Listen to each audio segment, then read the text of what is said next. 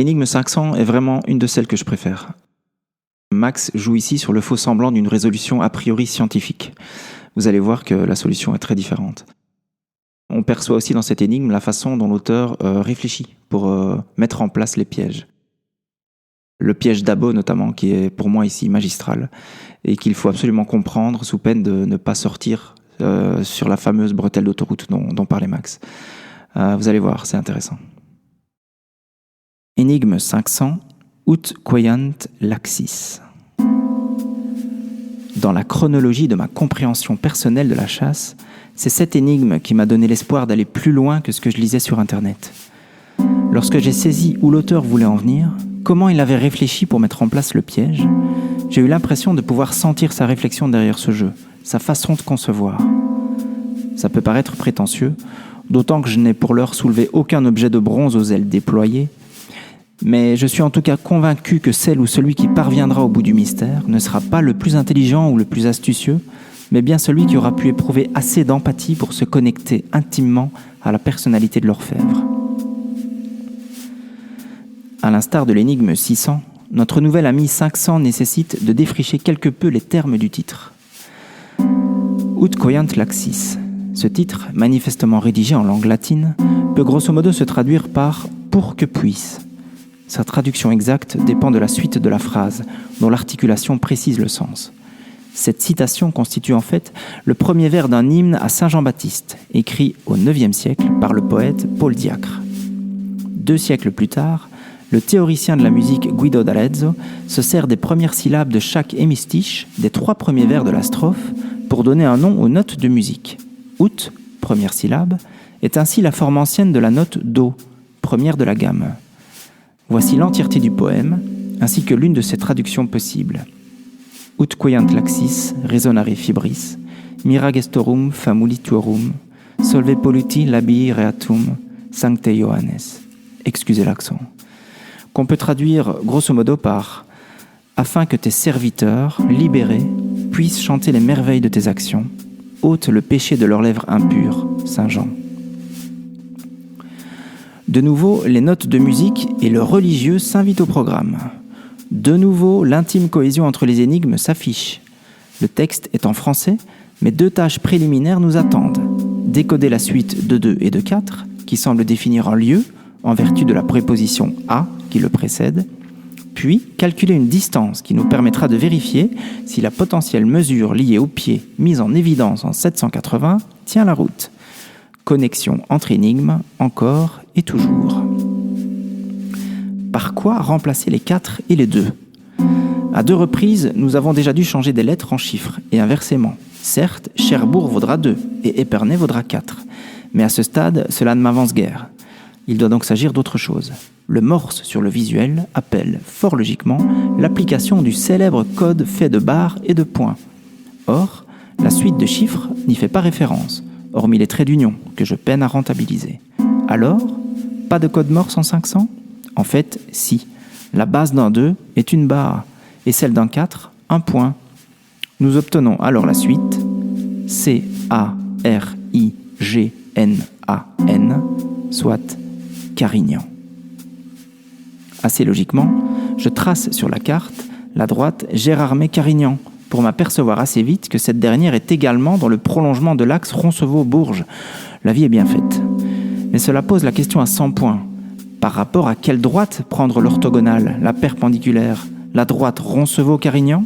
La droite Gérardmer-Carignan ? Car c'est le prochain défi qu'exige l'énigme.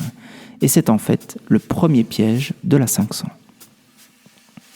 Le paradoxe, c'est que si je n'avais pas trouvé la solution des énigmes 580, Dieppe, et 600, Gérardmer, je ne me poserais même pas cette question métaphysique. J'errerais quelque part le long de l'axe Roncevaux-Bourges découvert en 470 et je le prolongerais pour atterrir miraculeusement à Carignan.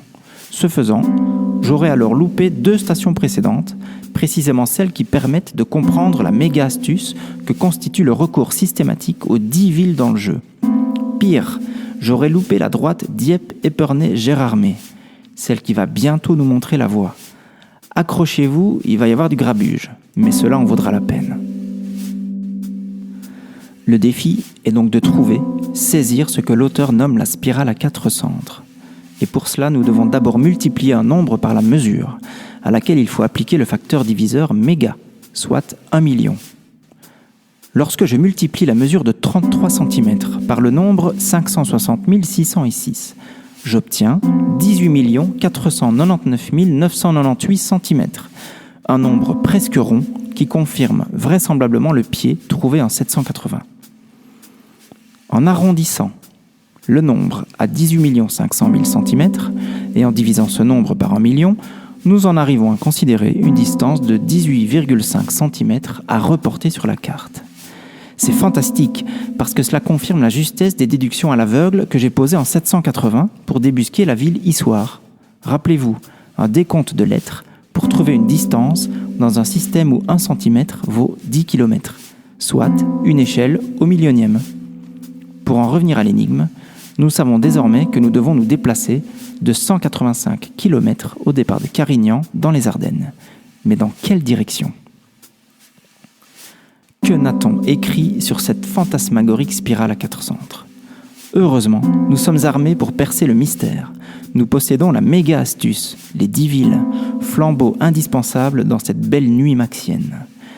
Mathématiquement, une spirale à 4 centres est une spirale logarithmique dont la courbure s'agrandit à chaque quart de cercle de la longueur de l'arête du carré de départ.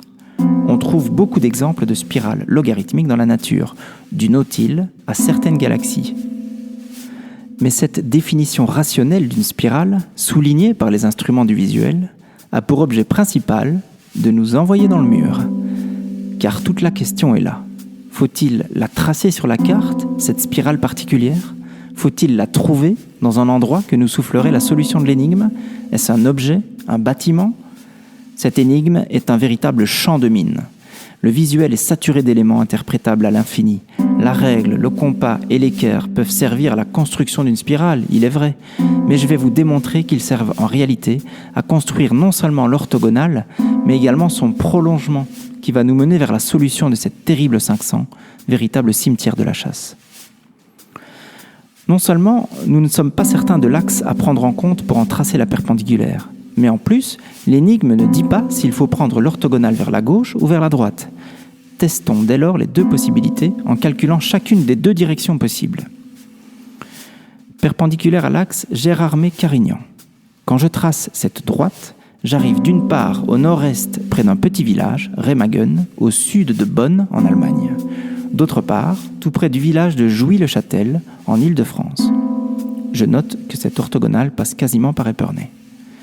Si je prends la perpendiculaire à l'axe Bourges-Carignan, à 18,5 cm à l'est de Carignan, sur l'orthogonale berruyère, on tombe à quelques millimètres de Dabo, village que nous avons déjà aperçu au bout du bon chemin en 470.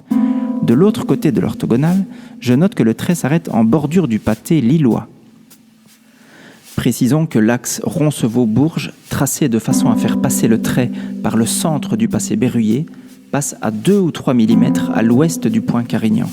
Du coup, l'orthogonale passe sous Dabo. Par contre, si on retrace un axe Roncevaux-Carignan qui effleure alors le pâté berruyer sur sa partie est, alors l'orthogonale sur 18,5 cm s'arrête précisément sur Dabo. En outre, l'orientation de la clé en 600 est quasiment identique à celle de l'axe Bourges-Carignan. De cette façon, Max semble nous prévenir du fait qu'il faudra bientôt se resservir de cet axe. Et de fait, c'est précisément ce qu'il convient de faire. Ces constatations m'amènent à choisir l'orthogonale de l'axe berruyer pour avancer dans l'énigme, car Dabo est, à plusieurs égards, un candidat des plus sexy pour figurer la spirale à 4 centres. Penchons-nous un instant sur ce petit village dont Max parlait déjà dans le livre et que nous croisons pour la deuxième fois dans le jeu.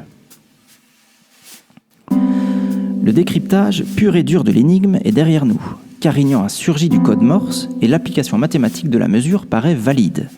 Il nous faut maintenant, comme lors de chaque énigme, comprendre où veut nous mener l'auteur. Nous faisons face à une terrible fausse piste, que nous allons démonter pièce par pièce. Présentons tout d'abord ce qui fait de Dabo l'évidente solution de la 500. La mariée est certes trop belle, mais Dieu qu'elle est belle. Voici le passage du livre dans lequel Max cite Dabo, au beau milieu d'une liste d'histoires de trésors dans le chapitre « Trésors, faits et légendes ». Ouvrez les guillemets. À Dabo, Moselle, des coffres pleins d'or seraient entreposés dans les souterrains éboulés de la montagne. Fermez les guillemets. Sacré clin d'œil que de citer dans le livre des énigmes un village qui intervient dans la chasse. La localité de Dabo possède un emblème remarquable, son rocher, qui culmine à 647 mètres, au sommet d'une surface de grès dont la cimentation particulièrement importante a résisté au phénomène d'érosion. Le site est magnifique. Sur la partie plate de ce rocher surélevé se dresse la chapelle Saint-Léon, qui fut construite en 1825, démolie en 1889 et reconstruite en style néo-roman sur le rocher de Dabo. Cerise sur le gâteau, le chemin forcément escarpé qui mène à la chapelle évoque la forme d'une spirale. Alors dites-moi, Dabo ne ferait-il pas une superbe spirale ? Voire un incroyable navire noir perché, si nous ne possédions pas déjà une solution à 600 ? Même le morse du visuel fait penser à la chapelle Saint-Léon sur son promontoire. Mais pourquoi 4 centres ? À 185 km à l'ouest de l'orthogonale Berruyère, le trait s'arrête à Lille. Le candidat de gauche est bien moins attrayant que celui de droite. C'est ça le néoconservatisme. Aucune spirale digne de ce nom, rien qui me fasse penser à 4 centres. La logique voudrait que je considère Dabo comme la solution de l'énigme, mais quelque chose me retient. Tout d'abord, Dabo est trop évident. Les solutions des énigmes précédentes requéraient à chaque fois une large part déductive. Cette fois-ci, ça coule de source. De plus, je ne comprends pas pourquoi Max convoque l'image d'une spirale à 4 centres pour nous mettre sur la voie de la route spiralée qui mène à la chapelle Saint-Léon de Dabo. Une spirale générique aurait suffi. Ensuite, la solution Dabo entre en opposition avec la méga astuce mise à jour suite à la découverte des 10 villes, qui veut qu'au moins l'une d'elles intervienne dans la résolution, quand elle n'en est pas tout bonnement la solution. Jusqu'ici, en 500, aucune de la bande des 10 n'a montré le bout du nez. C'est un prérequis déductif, je l'admets, mais je tiens à le tester avant d'éventuellement l'abandonner s'il ne mène cette fois nulle part. Enfin, la solution de Dabo n'explique pas la raison du titre, qui semble nous ramener une fois de plus vers les notes de musique. D, A et B peuvent à la rigueur faire écho aux notes anglo-saxonnes, mais pas le O de Dabo. Pourquoi Ut Coyant Laxis ? Quelque chose m'échappe, je le sens. Je ne retrouve pas cet art de la complexité savamment distillé dans les opus précédents. On me sert Dabo sur un plateau et je n'aime pas ça. Il me faut continuer à déduire.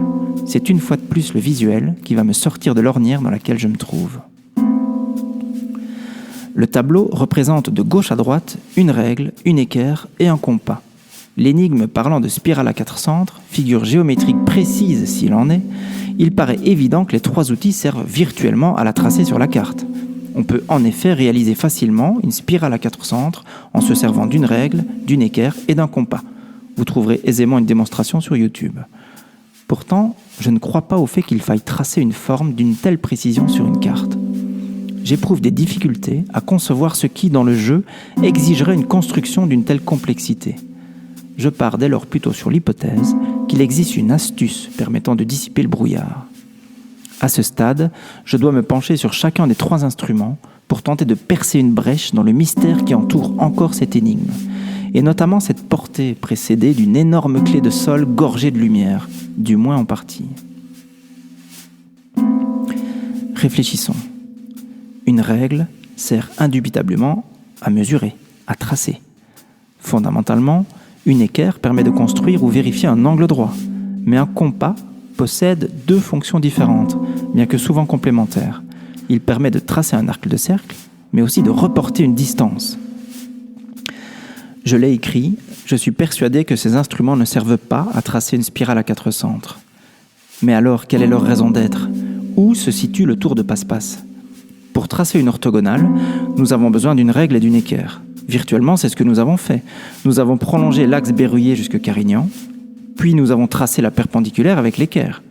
Mais le compas, se pourrait-il qu'il serve non pas à tracer un quart de cercle spiralant, mais plutôt à reporter une distance ? Dans ce cas, il faudrait en toute logique reporter 18,5 cm à partir de l'extrémité de l'orthogonale, au départ de Dabo ou de Lille. J'ai tracé la droite Carignan-Dabo de 18,5 cm à l'orthogonale de l'axe Roncevaux-Bourges, Puis je dessine un cercle de rayon 18,5 centré sur Dabo, pour voir si le report de distance dans toutes les directions donne un résultat probant. A priori, je constate qu'aucun point de la circonférence n'est remarquable dans le cadre du jeu. Mais au départ de l'île, je trace le même cercle de 18,5 cm de rayon et de centre l'île pour simuler un report de distance dans toutes les directions, comme pour Dabo. Et là, je m'aperçois qu'Épernay se trouve pile poil sur le cercle. Si Épernay est bien la spirale à 4 centres, ce qui reste à démontrer, cela voudrait dire que les 3 instruments servent à tracer l'orthogonale, puis, grâce au compas, à reporter la distance trouvée pour rejoindre notre destination finale en 500. Et de nouveau, cela tendrait à confirmer que les 10 villes sont des jalons essentiels dans toutes les énigmes de ce jeu. Épernay, qui vaudra 4. Je comprends subitement pourquoi Max a utilisé des 2 et surtout des 4 pour nous mettre sur la voie du code Morse. Car si le bas du 4 représente le point dans le code, un chiffre 1, 7 ou 9 aurait tout aussi bien fait l'affaire. Mais taquin ou généreux, le maître de cérémonie a choisi le chiffre qui fait référence à la solution de l'énigme. Il va falloir convertir l'essai Épernay à l'aune de ce qui nous manque encore à ma compréhension, le titre « Ut coiant laxis », une interprétation du visuel, ainsi que la locution « spirale à 4 centres ». Je passe aux toilettes, je bois un coup et j'arrive. Alors, quel est le sens caché de ces vers à l'origine des notes de musique ? Le piège est de chercher à nouveau du côté des notes en elles-mêmes ou de leur conversion anglo-saxonne. Que fait en réalité Guido d'Arezzo quand il cherche les syllabes utiles à son système de solmisation solfégique ? Il prend tout simplement le début des hémistiches des 3 premiers vers de la première strophe du poème de Paul Diacre. Je me souviens parfaitement du moment où j'ai compris l'artifice. J'étais couché dans mon lit. Nous étions fin octobre 2011. Impossible de fermer l'œil. Au milieu d'une rêverie, je médite sur Épernay, ma candidate à la spirale. Mon esprit, libéré du carcan de la veille, travaille tranquillement à essayer les différentes pièces de ce puzzle incomplet. Soudain, sans que j'aie l'impression de participer au processus, les choses se mettent en place. Qu'essaye de me dire ce titre ? Le sommeil me gagne, inexorablement. Les notes, le début des mots, Épernay, spirale à 4 centres. Le début des mots, Épernay, épère, spirale, épère. Je suis assis sur mon lit, parfaitement réveillé. Se pourrait-il que le mot épère, homonyme des 2 premières syllabes de la ville d'Épernay, soit l'astuce nous mettant sur la voie de la spirale à 4 centres ? Voilà ce que me dit mon ami Wikipédia au sujet de ce sympathique animal, l'épère. Ouvrez les guillemets. Épère est un nom vernaculaire ambigu désignant en français de nombreuses espèces d'araignées, autrefois regroupées sous le genre d'Epera puis d'Araneus.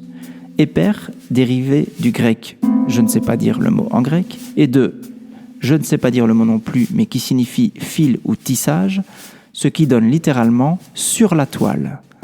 Ce nom fait référence aux capacités de ces araignées à tisser l'étoile classique verticale en spirale avec rayon. Des toiles en spirale, le mot est lâché. Ainsi, la spirale à 4 centres, sous ses dehors géométriques, ne serait en réalité qu'une licence poétique pour valider la solution Épernay.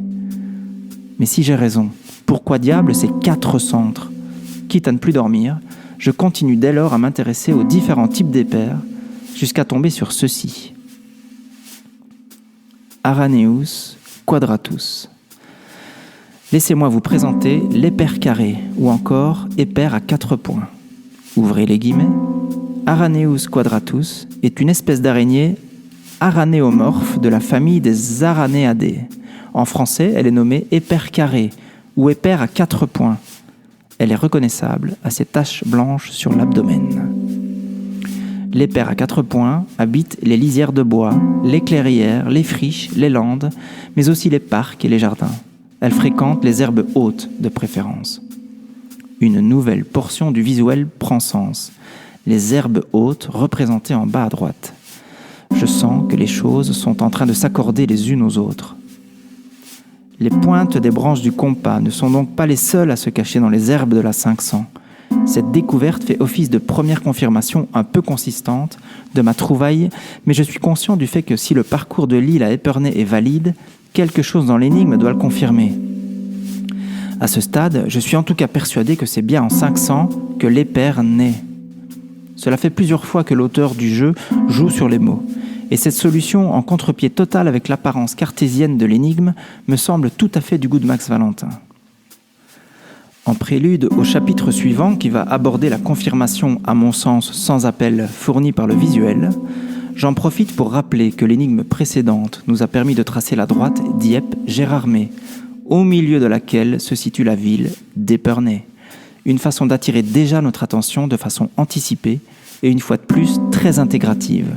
Les énigmes 580, 600 et 500 paraissent participer toutes les trois à la découverte sans doute importante de la spirale à 4 centres, nouveau principe à ajouter aux autres. En guise de confirmation, traçons la droite Lille-Épernay. Il suffit de comparer son inclinaison avec celle de la règle pour constater qu'elles sont quasiment identiques. Nous avons déterminé que la règle forme, vis-à-vis du cadre, un angle aigu de 72 degrés. Pour sa part, l'inclinaison du trait sur la carte est d'environ 70 degrés. Une fois encore, la longueur visible de la règle est comparable à celle du trait, soit 18,5 cm. Mais il y a plus fort. L'orientation de l'équerre sur le visuel épouse globalement la forme du triangle dessiné par les droites Bourges-Carignan, Carignan-Lille et Lille-Épernay, si on la prolonge pour compléter le triangle. Cela se joue à 2 ou 3 degrés près pour chaque angle, mais la convergence de forme est indubitable. Je comprendrai en toute fin de jeu pour quelle raison, et non des moindres, Max n'a pu se montrer plus précis dans les dimensions et les orientations des objets du visuel. La résolution de cette énigme est selon moi d'une importance majeure, un tournant décisif dans la chasse, et ce pour plusieurs raisons. Grâce à elle, certaines suppositions méthodologiques deviennent des certitudes et valident définitivement les solutions antérieures, donc ma progression dans le mystère. L'esprit du jeu tout d'abord. Systématiquement, les énigmes comportent 2 volets. Une première phase de décryptage aux solutions univoques, parce que facilement intelligibles, Roncevaux, Carignan, Bourges, la liste des 10 villes, etc. Et une seconde phase, beaucoup plus délicate, où Max laisse le chercheur face à son sens du bon sens et de la subtilité. Il est facile de se fourvoyer dans d'innombrables fausses pistes, induites par des visuels riches, interprétables à loisir, et des concepts peu définis tels que la lumière par exemple. Pour nous en sortir, nous devons nous appuyer sur une ligne de conduite et des principes qui englobent l'entièreté du jeu. Nous devons saisir comment fonctionne cet univers dans son ensemble, car il forme un tout indissociable. La méga astuce ensuite. C'est véritablement notre guide suprême dans les méandres de cette chasse au trésor, le recours systématique, à un moment ou un autre de chaque énigme, d'au moins une des 10 villes de l'énigme 580. En 780 par exemple, si vous savez qu'une des 10 villes intervient dans la solution, vous allez voir qu'Issoire se trouve au sud. Puis vous allez déduire que la subtile entaille dans la circonférence de la boussole donne la direction et que le nombre de lettres fournit la distance. Mais sans cette donnée de base, il y a fort à parier que vous louperez la station Issoire et vous rendrez directement à Roncevaux. Ce n'est pas si grave, me direz-vous, mais peut-être que si en fait, car c'est un ensemble de lignes du parcours plutôt que le seul point final qui déterminera potentiellement le lieu final. La méga astuce est un flambeau qui nous évite les ornières et nous permet de comprendre que les différents concepts découverts progressivement risquent de réapparaître comme une rue d'un village qu'on emprunterait plusieurs fois pour visiter différentes adresses. C'est le cas pour la liste des 10, mais peut-être aussi pour d'autres villes comme La Flèche, Troyes ou encore Dabo. Un autre principe redondant permet de valider les solutions. Beaucoup de traits du parcours se reflètent dans les visuels. En 530, les premiers traits sont esquissés par le bec, presque sous-entendu. En 470, la garde de l'épée évoque le bon chemin. En 600, la clé nous ramène anticipativement sur l'axe à prendre en compte dans l'énigme qui suit. En 500, la façon dont sont disposés les instruments valide les déductions correctes. Je voudrais maintenant vous parler de la notion de circularité. Ce qui perturbe à dessein la réflexion, c'est que certaines assertions dans les énigmes, ainsi que certains éléments dans les visuels, ne concernent pas seulement l'énigme qui les contient. Ainsi, Le bec en 530 aide pour la suite quand on a saisi la bonne rampe. Les phrases au futur semblent attendre d'être totalement comprises. En 600, l'axe dessiné par la clé ne concerne pas vraiment l'énigme 600, mais bien la suivante. Et de la même façon, on peut supposer que la lame d'épée de la 470 trouvera une explication dans le jeu. Nous faisons face à une sorte de grande fresque, dont chaque énigme raconte un bout d'histoire, un morceau d'image, un pan d'univers. Mais il nous faut cependant progresser de façon linéaire sur la carte. C'est ce paradoxe entre progression pas après pas et obligation de prendre en compte des éléments de façon circulaire. Je ne sais pas comment mieux l'exprimer. Parfois rétroactive ou à l'inverse proactive, qui rend les choses extrêmement complexes à intégrer et à appréhender. Au niveau de la conception, je trouve ça diaboliquement génial. Comment a-t-il fait pour mettre en place un tel système ? Parlons des fausses pistes. Là aussi, l'énigme 500 nous met en garde de façon terrible pour la suite des festivités. Avec quelle maestria Max a-t-il posé le piège d'Abo en 500 ? Le village pointe d'abord subtilement le bout de son rocher en 470, qui plus est tout au bout du bon chemin. Il est donc on ne peut plus valide si on sait l'apercevoir. Puis on le retrouve en conclusion des étapes de résolution de la 500, cochant presque toutes les cases induites par l'énigme, notion de spirale, respect des distances calculées et de la construction géométrique perpendiculaire. C'est remarquablement construit, le piège est mortel. Nul doute qu'il a capturé définitivement les espoirs d'innombrables chercheuses et chercheurs. Car sans Épernay, revêtu de la cape floquée spirale à 4 centres, c'est la fin de la chasse qui nous échappera à coup sûr. Je m'engage à vous le prouver en temps utile. Bref, il va falloir être très attentif pour ne pas se faire berner. Je sais maintenant avec une totale certitude que l'ennemi, au sens noble du terme, est éminemment redoutable. Une petite remarque. Je ne sais pas si Max considère l'axe berruyer, servant à la construction de l'orthogonale, comme un trait utile au jeu en soi. Je l'indique néanmoins sur la carte, car, en ce qui me concerne, à moins que les solutions de 500 et 600 ne soient pas d'essence cartographique et servent uniquement à l'avènement de la spirale, nous démarrons bien la 500 au départ de Gérardmer, et non de l'axe Bourges-Carignan. C'est une simple parenthèse. Nous engrangeons en tout cas un nouveau concept mystico-cartographique, Épernay et la spirale à 4 centres. La 500 en résumé. 1. Résolution du code Morse pour trouver la ville de Carignan. 2. Détermination de l'axe valide, berruyer, pour tracer l'orthogonale. 3. Calcul de la longueur de l'orthogonale, 18,5 cm, par application de la mesure, 33 cm. 4. Détermination de l'extrémité valide de l'orthogonale, l'île à l'ouest. 5. Report de la distance de 18,5 cm par utilisation symbolique du compas du visuel. 6.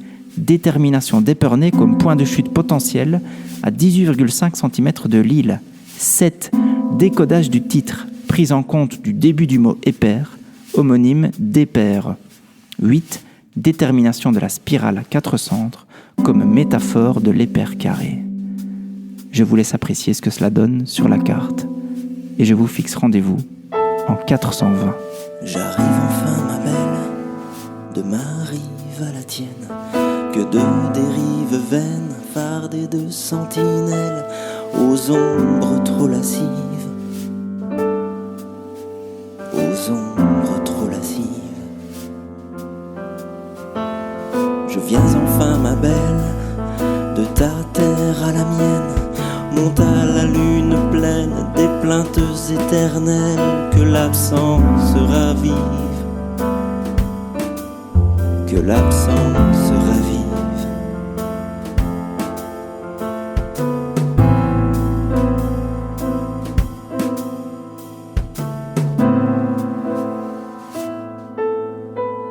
Bientôt 30 ans, ma belle, mais qu'à cela ne tienne, j'arpenterai la chaîne jusqu'à frôler ton aile, une aube décisive,